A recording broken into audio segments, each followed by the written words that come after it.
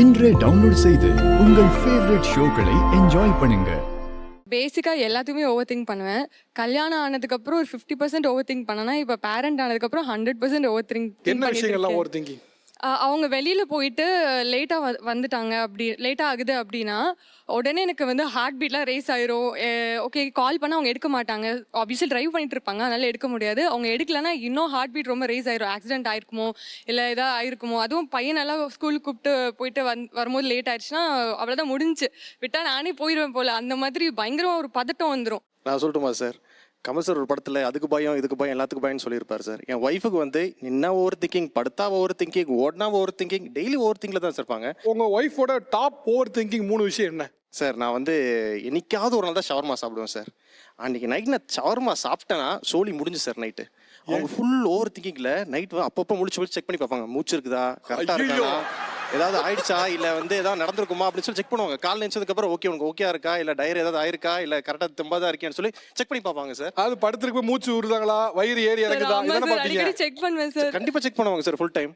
ஏன்னா இது எதனால இந்த ஷவர்மா சாப்பிட்டா இறந்து போறாங்க நியூஸ்லாம் பார்க்கலாம். சோஷியல் மீடியால பார்த்து சார். சோ வேணாம்னு சொல்லுவேன், இல்ல எனக்கு ஆசையா இருக்குன்னு சொல்லி சாப்பிட்டாங்க. அந்த நைட் கொஞ்சம் பதட்டமா தான் இருக்கும். ஆனா அதுக்காக ஒரு கணவர் தூங்கும் போது மூச்சு வருதா, வருது, வயிறு ஏறி இறங்குதா, வருது இப்படிலாம் பார்க்க முடியுமாமா? நான் பாப்பேன் சார். எனக்கு வந்துட்டு என்னோட ஹஸ்பண்ட் வந்துட்டு நைட்ல கனவு வருவாங்க. அதுவும் ஏன் கூட வர மாட்டாங்க, இன்னொரு பொண்ணு கூட வருவாங்க. அது ஏன் அப்படி வருதுன்னு எனக்கே ஒன்றும் தெரியல. சோதனை மேல் சோதனை போதுமாடா சாமி. நிஜமா சார், என்னோட ஃப்ரெண்டே. அந்த பொண்ணு யாருமா? வேணாம் சார், இன்னும் அவளுக்கே அந்த விஷயம் தெரியாது. ஓ, உங்களுக்கு தெரிஞ்சவங்களா? என்னோட க்ளோஸ் ஃப்ரெண்டு. உங்க கனவுல உங்களோட க்ளோஸ் ஃப்ரெண்டும் இவரும் ஒண்ணா வர மாதிரி தெரியுதா? ஆமா, க்ளோஸா இருப்பாங்க. அப்படி கனவு வந்துச்சுன்னா நான் இவனை சும்மா விட மாட்டேன். மார்னிங் எழுந்துச்சு நீ உண்மையை சொல்லிடு, நான் உன்னை எதுவும் பண்ண மாட்டேன், உனக்கு அவன் மேல அஃபெக்ஷன் இருக்குதானே, உன்னை என்ன பிடிக்கல. அவர் என்ன பண்ணுவாரு? அப்படி 4 நாள், ஒரு நாள் வந்தா பரவாயில்ல சார், வாரத்துக்கு அவங்களே ஒரே பர்சன் கூடயே வரும். எப்படி சிக்கியிருக்கேன் பாத்தியாப்பா அப்படிங்கிற பிடிக்கிறாப்ல. கையில என்ன கிடையாதோ தூக்கி அடிப்பாங்க சார். தூக்கி அடிப்பாங்களா?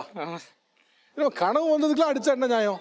அவன் ஏத்துக்கவே மாட்டான் சார், சிரிப்பான் சார், வெறுப்பேத்துற மாதிரி சிரிப்பான். நான் இப்படிலாம் இந்த பொண்ணு வந்து நீ கிஸ் பண்ற மாதிரி கனவு வருதுன்னு சொன்னா அப்படியே அப்படியே வெக்கப்படுற மாதிரி சிரிப்பான்.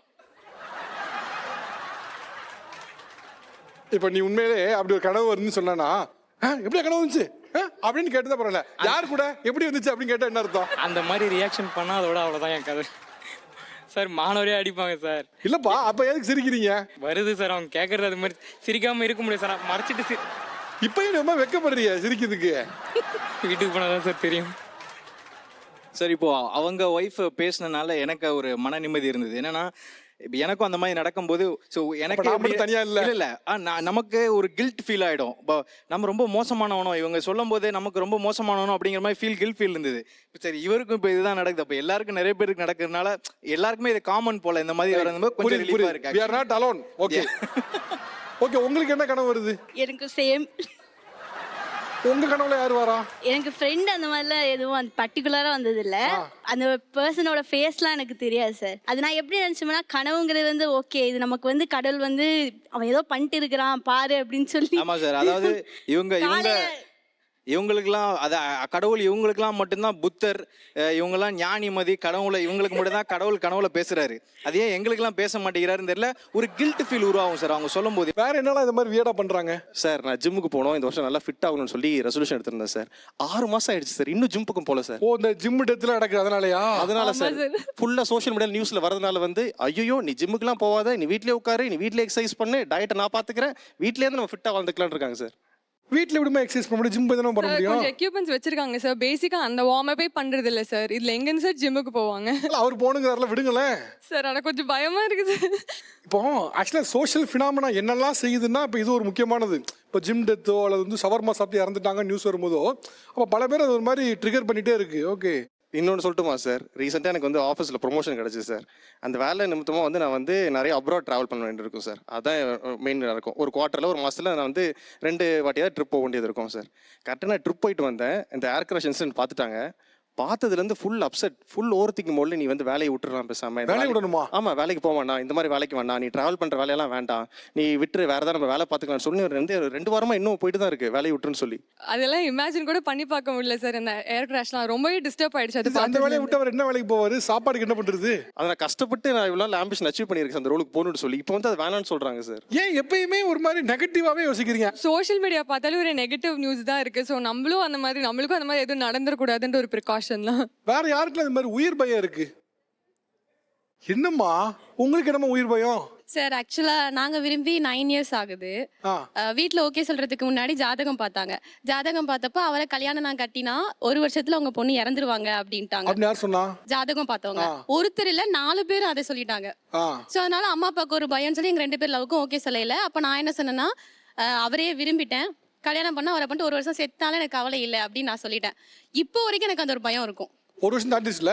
இப்போ கல்யாணம் 4 மாசம் நான் சொல்லுவேன், அப்பா எப்படியும் 1 வருஷத்துல போறேன், ஒரு பிள்ளைய ரெடி பண்ணி வச்சுக்கோ, அப்படிதான் சொல்லுவேன். அவர் ஏன்டி இப்படி எல்லாம் கதைக்கிற அப்படின்னா, இல்லப்பா எனக்கு தெரியும் அவங்க சொல்லிட்டாங்க, பட் எனக்கு இப்போ வரைக்குமே அந்த பயம் இருக்கு. அந்த ஒரு வேர்டு. ஸ்ரீலங்கால எங்கம்மா நீங்க? ஸ்ரீலங்கால முல்லைத்தீவு. இந்த ஜோசியர் எங்க உங்க ஊர்ல பாத்தீங்களா இங்க பாத்தீங்களா? எங்கட ஊர்ல நான் இங்கதான் சார் இருக்கிறேன். நான் பிறந்ததெல்லாம் இங்கதான், ஜாதகம் பார்த்தது இங்கதான். ஆனா ஓகேப்பா, பட் ஜோதிடத்துல ஒரு ஹோப் வந்துச்சுன்னா எடுத்துக்கங்க. பட் இவ்வளவு அவநம்பிக்கையெல்லாம் ஒண்ணு இருக்கு அப்படின்னா எடுத்துக்காதீங்க. உங்க லைஃபையே ஸ்பாயில் பண்ணிடும். இப்படி யோசிச்சு பாருங்களேன், இப்போ இந்த ஷோக்கு வந்திருக்கோம், திரும்பி போவோமா அப்படின்னு யோசிச்சா என்ன ஆகுது சார்? டெய்லி மீதில் ஃபேஸ் பண்ணி தான் சார் இருக்கேன் நான். ஒரு நாளைக்கு எத்தனை தடவை இந்த மாதிரி கேட்பாங்க? ஒரு 10 டைம் சார். இல்ல இப்படி ஒரு உயிர் பயத்தோட வாழ்ந்தா எப்படி? பழகிருச்சு சார் எனக்கு. அவர் ஒரு சில டைம் அழுதுடுவாரு. நான் உங்களுக்கு ஒரு ஹோப் கொடுக்க ஒன்று சொல்லட்டுமா? இன்னைக்கு நம்ம தமிழ்நாட்டோட சீஃப் மினிஸ்டர் இருக்காப்ல, எம்.கே. ஸ்டாலின், அவர் சீஃப் மினிஸ்டர் ஆக முடியாதுன்னு எல்லா ஜோதிடர்களும் சொன்னாங்க. இன்னைக்கு அவர் சீஃப் மினிஸ்டர். சரி, இவங்க சொன்ன மாதிரி தான் நான் எக்ஸ்ட்ராவாக என்னென்னா கூகுள் லைவ் இதெல்லாம் பார்க்க ஆரம்பிச்சிருவேன். ஓகே, நம்ம ஏரியாவில் ஏதாவது ஒரு ஆக்சிடென்ட் நடந்திருக்கா, இவ்வளோ நேரம் ஆச்சு, 30 மினிட்ஸ் தான் டூரேஷன் எனக்கு இவங்க ஆஃபீஸ் போகிறதுக்கு. ஸோ டிலே ஆயிடுச்சுன்னா லைவ் பார்க்க ஆரம்பிச்சிருவேன். நம்ம ஏரியாவில் ஏதாவது ஒரு டெத் ஏதாவது ஒன்றா இருக்கா கூகுள் பண்ணி பார்க்க ஆரம்பிச்சிருக்கீங்களா? ஆமாம், பார்க்க ஆரம்பிச்சிருவேன். பயம் வந்துடும் எனக்கு. இவங்க எடுக்கவே மாட்டாங்க ஃபோனை. ஆனால் இதில் ஒவ்வொருத்தரா உயிர் பயம் இருக்குன்னு ஒன்று சொல்லும்போது, இதை விட பெருசா என்ன தர போகுது, இதோட என்ன பெருசா தர போகுதுன்னா ஒவ்வொருத்தரும் சொல்றது ஒவ்வொன்று போகுது. இந்த மாதிரி ஒரு கடத்துக்கு மேலே போயிட்டு வேலைச்சேரில் ஆளை காணா, வேலைச்சேரில் எது ஆக்சிடென்ட் நடந்திருக்கான்னு செக் பண்ணி பார்க்குறேங்கிறீங்க. அவர் எப்பவுமே டியூஸ்டே ஆனால் கோயிலுக்கு போவார் சார், முருகன் கோயிலுக்கு. பசங்களை வந்து ஸ்கூலில் 9 o'clock விட்டுருவாரு, 9:20 கம்பெனிக்கு போயிடுவார். அதுக்கப்புறம் நான் ஒரு 9:25 அப்படி கால் பண்ணுவேன், எடுத்துருவார். ஆனால் ஒரு நாள் எடுக்கவே இல்லை. ஆனால் அது டியூஸ்டேன்னு எனக்கு தெரியல. ஒரு 30 times கால் பண்ணியிருப்பேன், எடுக்கவே இல்லை. அப்புறம் அவர் பக்கத்து கம்பெனியில் அவர் ஃப்ரெண்ட் இருக்காங்க, அவங்க கால் பண்ணுறேன், இல்லைம்மா இன்னும் வரலன்றாங்க.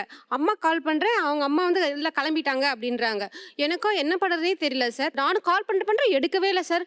அதுக்கப்புறமா எனக்கு அழுகையே வந்துருச்சு. அவன் என் ஃப்ரெண்ட் அழுகாதிரி. அதுக்கப்புறமா அசால்ட்டா போன் எடுத்துட்டு என்ன சொல்றாரு, கோயில்ல சாமி கும்பிட்டுருக்கம்மா, எதுக்கு இவ்வளவு நாள் கால் பண்ணிருக்கா அப்படின்றாரு சார். அசால்ட்டா சொல்றாரு. நான் அழுகுறேன். கோயில்ல சாமி கும்பிட்டா சார் சொல்ல முடியும். எனக்கு தெரியாது இவர் கோயிலுக்கு போயிருக்காருன்னு எனக்கு தெரியல. ஆனா இறந்துட்டாருன்னு நான் நினைச்சிட்டேன்.